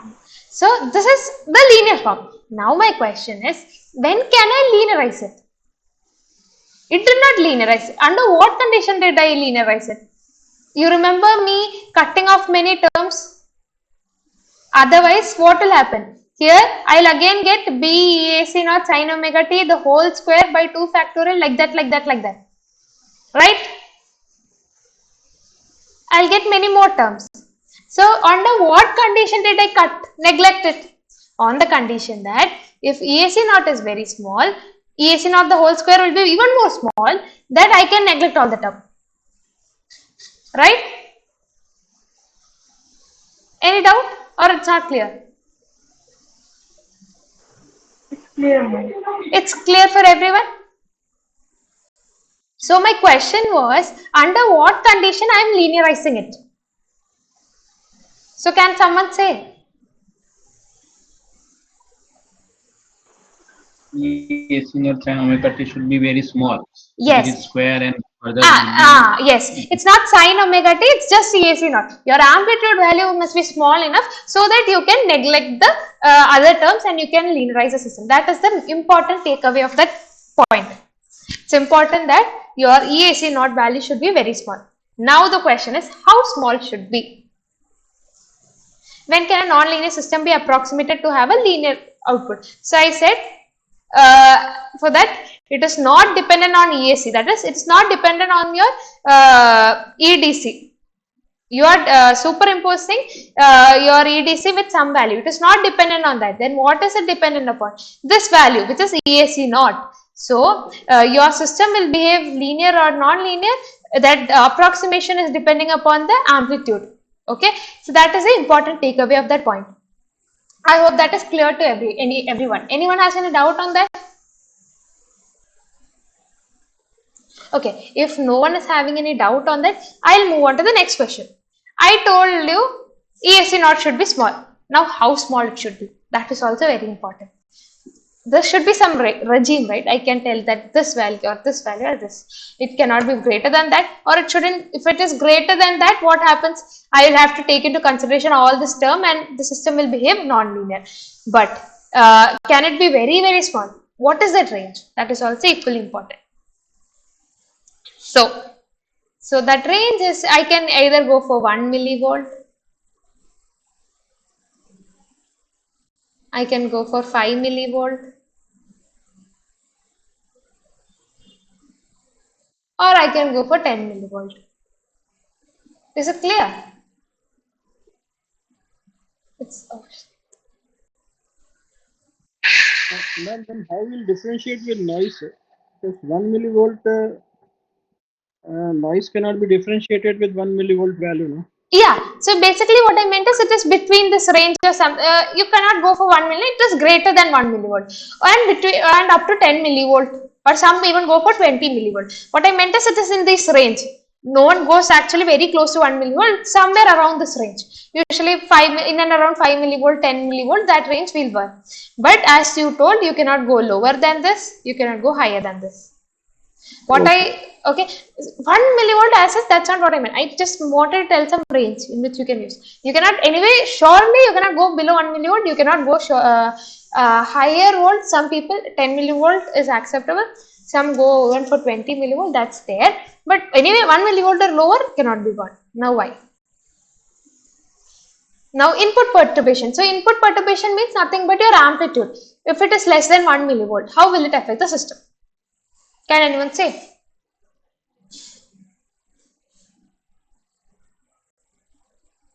It will be poor signal to noise ratio. Huh? Sorry, I did not hear. It will be poor signal to noise ratio because Okay. Yeah, you can tell. because we are taking input is very less, no, 1 millivolt. So signal will be less and noise is also dominating in that part. Yeah. Okay. So any other point from this will match? What will happen if your input perturbation is very small? You can even say your system is linear. Question is typed wrongly, but what I wanted to is there can be multiple choices. Just check on that. So here the first one is poor signal to noise ratio. Why poor signal to and even the system. So when your ESC naught is very small, you know that system will behave linearly. That is applicable. I just want you to check which all are applicable. I wouldn't have used good grammar in forming the question. Just ignore that. Yeah, poor signal to noise ratio. So as I told, when you are applying input, your system is taking equipment is taking that input. But apart from that, there will be noise from outside. Sometimes that noise can be large enough. Your system might not be able to. It is important that your system should be able to differentiate between your input and the actual noise, because only then the system can reject that noise, and what you actually measure is the actual signal. Okay, but if your signal itself is very small value, it becomes difficult for the system to measure that. In that case, what will happen? The noise will come to play. What will happen when noise will come to play? Instead of getting some good shape like this, you will have something like this. I'm sorry. Your points will be scattered. You cannot get some good curve. You will get something here, you will get something here, you will get something here, again some here, something noise effect will be there. So that is why it shouldn't be lower than 1 millivolt, preferably 5, 10, something like that. Now, what will happen if it is greater than 10 millivolt? Option B and option C maybe. No, option A and option C. Option A and option C. But one thing is the noise you are taking as a white noise, no constant noise. Yeah, that is then from only the system. Then only system will be linear, no. In the last question, 1 millivolt. If you are taking white noise, then only system will be linear. If noise is dominating, then again system will become non-linear. Yeah, so noise won't be making. So what I meant by system is linear or non-linear is with respect to your ESC not amplitude. Yes. So this was just a way of framing the question so that you will get familiarized with the possible questions for your final exam or this one. So that's why. Just ignore the grammar mistake. Okay. Yeah. So here, yeah. So when your input perturbation is very large, what happens? As I showed in this equation, you cannot neglect these terms. Those will come to play. So instead of 1 plus b AC naught sin omega t, you will have some terms sin omega t square, sin omega t cube, etc. So you are having multiple harmonics. So that means multiple forms of sine function coming. It is not, if you give sin omega t, you are not just getting sin omega t, you will have many other forms. So multiple harmonic, or it can be in sin n omega t, many forms will be coming. So I don't want that. So in the sense, sin omega t will be raised to different powers. So that is not needed. So for that, what I have to do is if I increase more than 10 millivolt, those can come. That is known as a non-linear effect. But if it is a high amplitude, we know it is easy for the system to reject the noise and we'll get a good signal to noise ratio. So both are correct. So these two things will happen. So basically, when you're finally determining this amplitude, you should keep in mind both the things. Your noise level should be the system. Your perturbation should be such that the system should be able to reject the noise or should reduce the noise. Your signal should be dominant. Also, you should make sure that the system doesn't become non-linear. So mainly you can between you usually go for 5, 10, somewhere in this range and all you go. Okay, so this is the next question. Which technique is used to convert function and time domain to frequency domain? Fourier transform. FFT. Yeah, FFT.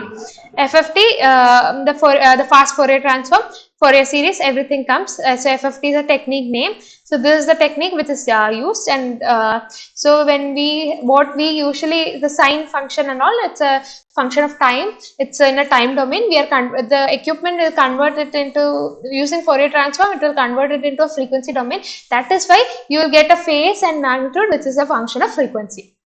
Okay. Now, in order to obtain more number of harmonics, the sampling frequency must be. Someone asked, yes, someone had asked me how should the sampling frequency be. So sampling, no, why should I increase the sampling frequency? So if the system is non-linear and you will have more number of harmonics. So in order to obtain that, I should increase the sampling frequency. Okay, only then I can get the result well. So in order to increase the number of having the more number of harmonics, I should increase the sampling frequency. Yes, this is the problem which you have from this part. So we'll see. So this is a multi-sine wave case, okay, and it is a combination of two sine wave which is having an input of frequency 2.5 hertz and 4 hertz. So I want to know what is the period of the multi-sine wave. So this kind of questions you can expect for your final exam, and I think it is there even in your assignment. So how will you approach such questions? It can be multiple. So sir had also shown a question where you have three different multi-signs. I mean, it's a multi-sign wave of three sign input combination. How will you measure that? So how will you approach this question? So I'll just say what you have to do is first step. Okay, so I have 2.5 hertz. Anyone wants to attempt the question? Anyone has an idea how to approach this? Then feel free to say.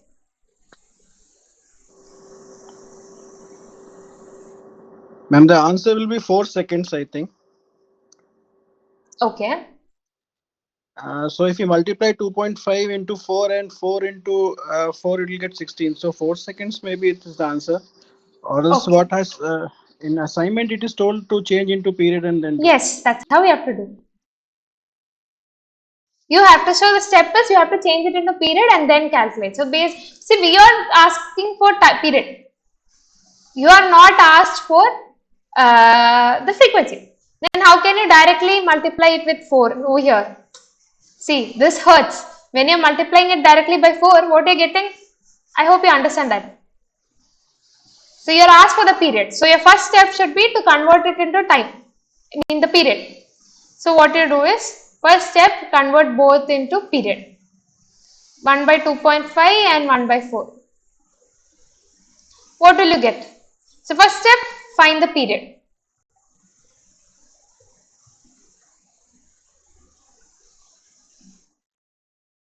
So what is the period in this case? You get 0.4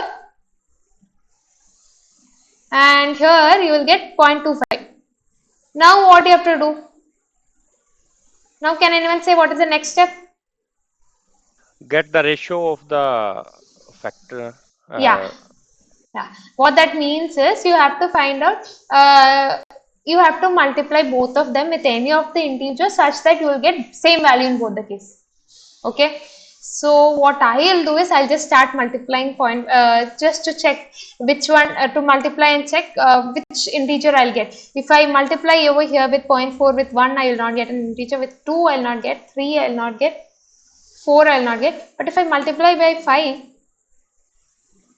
I'll get an integer which is 2. Now to get the same 2, so what you have to find the smallest integer which you have to multiply with these different periods and check you are getting the same whole number in both the cases. So here if I multiply 0.25 by 8, you get 2 again. So which is having the lowest number?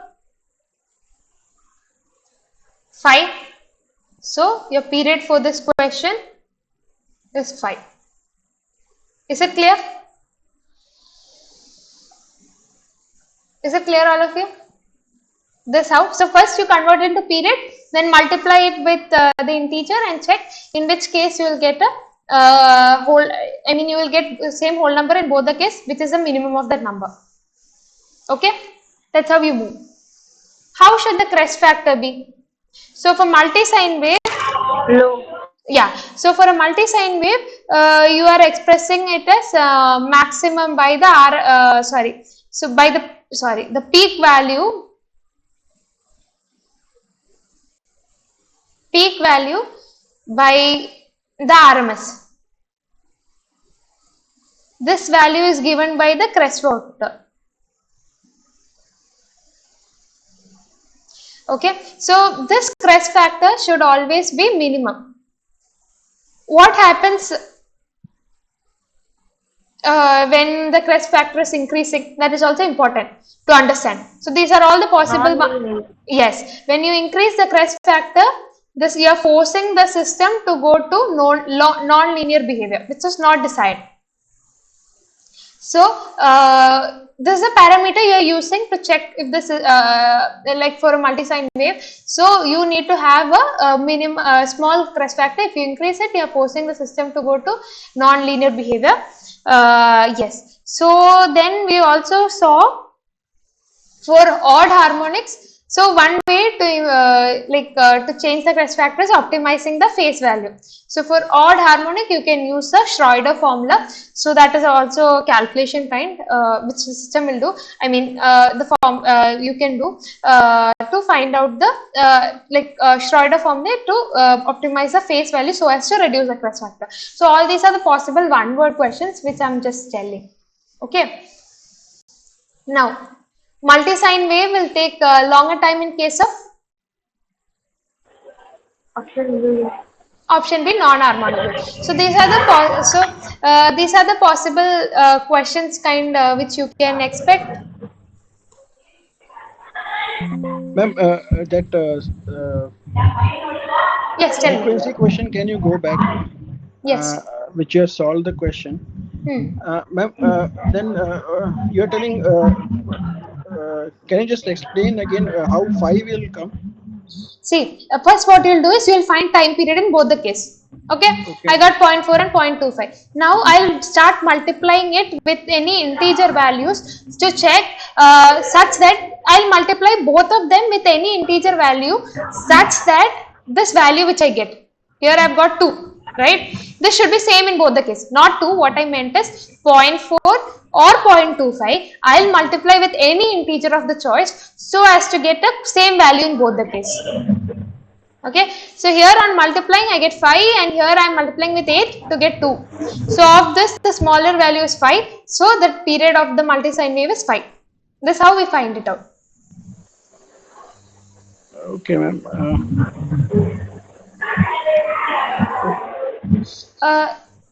Why, any doubt is there? Whether it should be value which we are getting answer, whether answer should be 2 or it should be 5. No, answers need not be 2, answer need not be 5. What it means is, I'll find out the period in both the cases, right? After that, I will multiply both of them with any integer. Okay, I'll multiply it with any integer such that the RHS value, here it is 2, right? Both of them when multiplied by any integer, any other integer, such that it should give me same value. Okay, ma'am. So answer will be that value or this value, this 5. Minimum. That minimum value, not the RHS, LHS side, whichever value you are getting as the minimum, that one will be the period. Okay. Yeah. Okay, so that's it for today's class. I think I've explained almost all the possible one-word questions and also some problems based on that I've shown. So these are the major problems you can expect it for your assignments or for your final exam. Okay.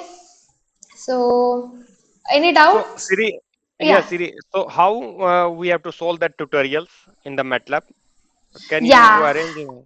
Yes. So I had actually prepared for today. So it's in 2 ways. If in case, okay, I'll just take some minutes and I'll show you. You can try it out, and if you have any doubt, I've actually done it. I will show it to you now, and then next class we'll discuss. Okay, because of the time. Yeah, it would be helpful if you can share some documents on that. Any from where we can. Okay, I'll show you now one case. Do you remember doing this question in the first class? Yes. Yes. Okay. So where I wrote the imaginary and here if you see I have written the real part and imaginary. Can you see my cursor? One Z real, Z imaginary. You got the 2? Yeah. Right. Okay. Now, so for the same equation, okay, I'm going to MATLAB. Okay, and I can write a code, okay, for a frequency range. Okay, so I'll just give you the idea. You can just try it out and then let me know. Then we can discuss in the next class or something. So what I've done is the same equation. I've taken these values. Okay. Sorry. Yeah, here I've given the values for R1, R2, C1, etc. Right? I can substitute those values. Okay. And I'll write the Z real, Z imaginary. Okay. Then you know that the Z magnitude will be nothing but it will be the absolute value of x plus I from Z real plus Right. I. Yeah. Right. Same way face, you know, it will be tan inverse of this Right. thing. Right. You'll Right. find out both. Then after that you plot. Okay. Okay. If you want Z real versus minus Z imaginary, or you can plot log versus Z magnitude, that's your choice. When you run, you'll get the body plot and you'll also get the Nyquist plot. You can try for the next class, then I'll explain. The thing is, if I start with this, I might not be able to complete the assignment, I mean similar questions to assignment. That might hinder you from solving the problems and doing, you might not do well in the assignment. So that's why I kept it for the last, but because the time was over.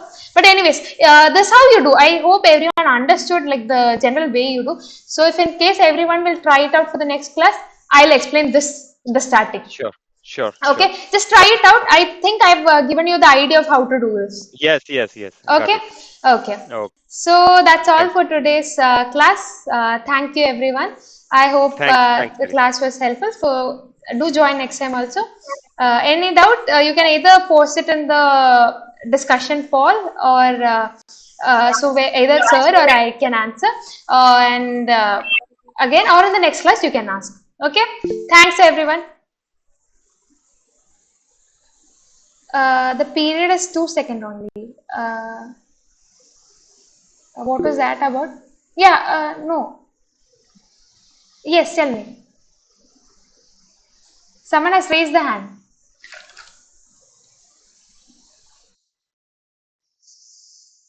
Okay, I'll get back to that in the discussion poll. Everyone, please check tomorrow the discussion poll. I'll answer that there. I think I have made a mistake. Yeah, both the waves coincide at the 2 seconds. So the 2 should be the answer. I think it's my mistake. So yeah, 2 is the answer. I'll post this in the discussion poll. Okay, I think few of them has left the meeting. So someone has still raised the hand. Yeah, okay. I'll just post it again in the discussion poll tomorrow, so everyone can check. Okay, sorry for that mistake. Thanks Okay. for Actually, showing that. that doubt only we had, so that's why I asked. Okay, yeah, that's my mistake. So it is Oh, 2 and not 5. It is 2. I'll just correct it over here also. So okay. that. Okay. Okay, thanks for pointing it out. Okay, ma'am. Thank you, ma'am. Thank you. Thank you, everyone.